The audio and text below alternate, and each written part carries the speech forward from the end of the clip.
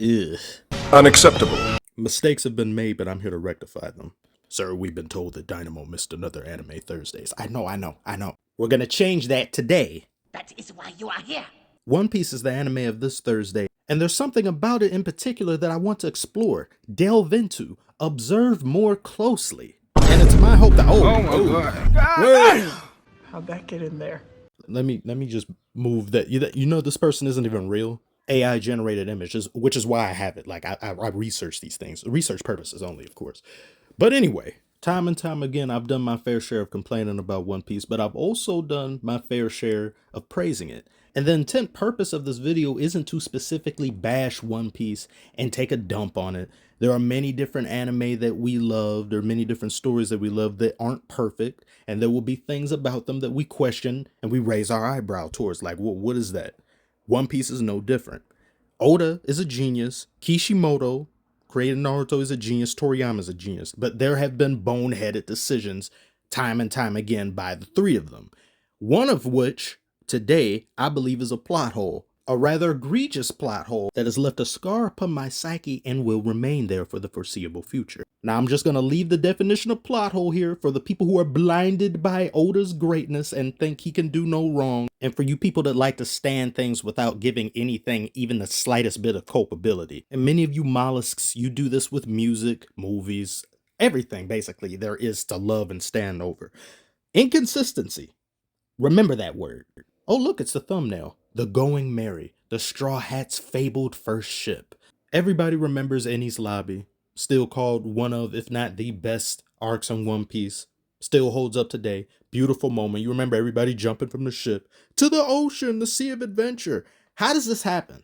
The more scholarly among you who have studied at the Library of O'Hara before it got Buster called will say the Going Merry developed a spiritual manifestation of the love and care the crew had for it, a claw machine. I'm not in the mood today. And in turn, the Straw Hats were able to escape their unescapable predicament that they found themselves in. Okay.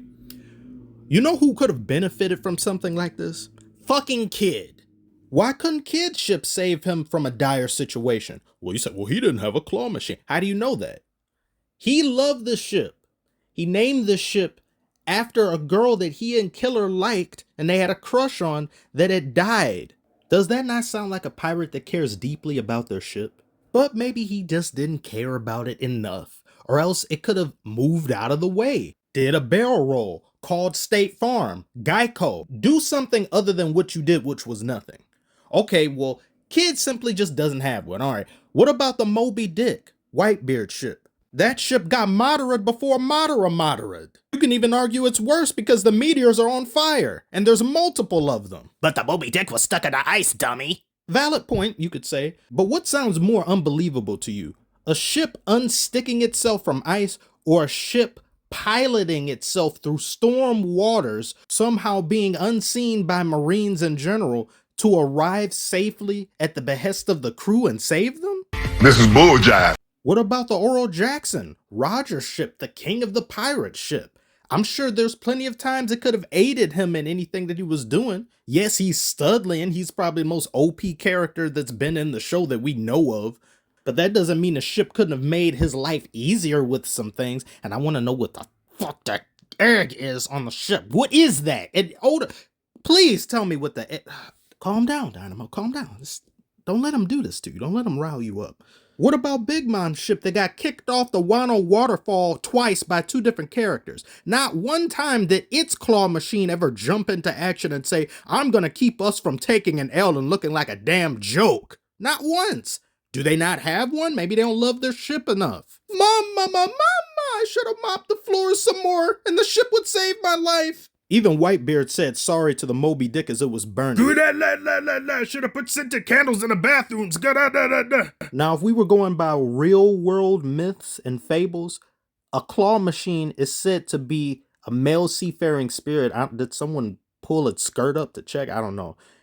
And it only helps the crews that truly deserve it. So if you're somewhat righteous or of high moral standing, a good person, more often than not, I guess you're worthy to be saved by this. But that's real world myths. The claw machine in One Piece doesn't operate the same way. It says developed a life of its own due to being well loved and cared for. So are bad people just not caring for their ship enough, or is this only something that benefits the Straw Hats? Doflamingo, he was pretty evil, but he cared about all of his crewmates. He was upset when all of them either got defeated and when Virgo died, apparently. So I'm pretty sure Doflamingo would care a lot about his ship. I just want to know, why hasn't this been seen ever again by anybody for any other reason other than when it was at its most convenient? Oda built it up. He had shown us throughout the duration of their journeys this was something that was going to come to a head, and it did. But to this day, we've never seen any other crew in the show have something like this. Oh, but wait, we'll see it again when the Straw Hats get another one because they have a new ship. Basically, the Thousand Sunny is going to have one that's going to be a lot more than this because they've spent more time on the Thousand Sunny than they have the Mary. So the Thousand Sunny's claw machine, that thing could probably one-hit Beerus if we're being honest. Pluton? Pfft, you don't need that. What's that? What that got to do with you? And let us not also forget the Going Merry repaired itself numerous times. This thing had a regenerating health bar for quite a many different arcs until it could go no further. An incarnation of a ship that has developed a life of its own due to being well loved and cared for. Cared for.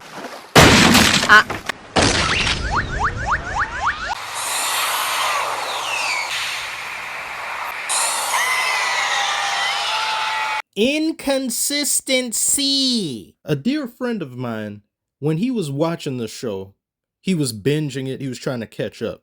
When he was at the scene, he thought this was Laboon that showed up. That would have been better.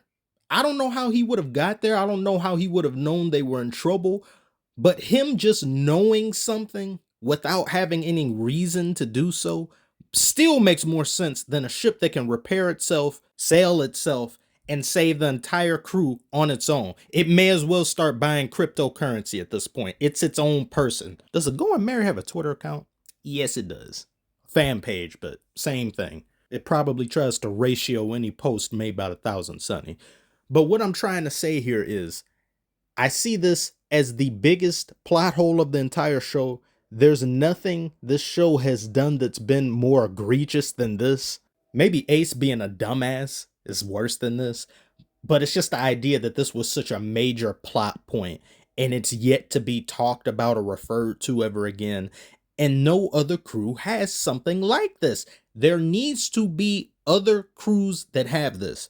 Until that happens, this is going to be, to me, the worst single plot hole inconsistency in the entire show, because they got saved from a situation that there was no getting out of. They were done. They were meatloaf there. And I'm not saying that moment wasn't beautiful. That was a tearjerker. That was just like, oh my God, oh man, like them all jumping and the music swelling. Yeah, I love those moments. But they gotta make sense. If this was any other show that did something like that, people would have lost their minds and they would have been like, no. This would be like if any of the cars Vin Diesel and the gang uses in Fast and Furious, the cars just come to life and save them on some Lightning McQueen shit. I'm not buying it. It's too much.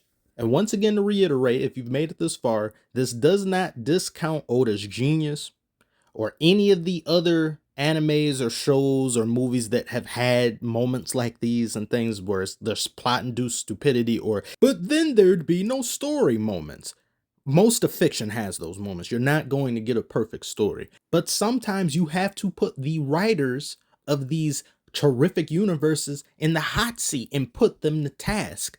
Because some of these ideas are like, okay, like, are you going to explain yourself? You're going to go in more in depth? Is someone else going to have these things? And if it's just the Straw Hats that have this on top of the plot armor they already have, and Luffy's plot armor is the main character, because lots of characters have plot armor, main characters, it's going to make the adventure seem just less in stakes. The stakes just aren't going to mean as much when I know that you've got a Beerus god of destruction claw machine in your ship that can just save you at your lowest point, lowest moments, when other people aren't anywhere near as fortunate and never will be because their name isn't Monkey D. Rufy.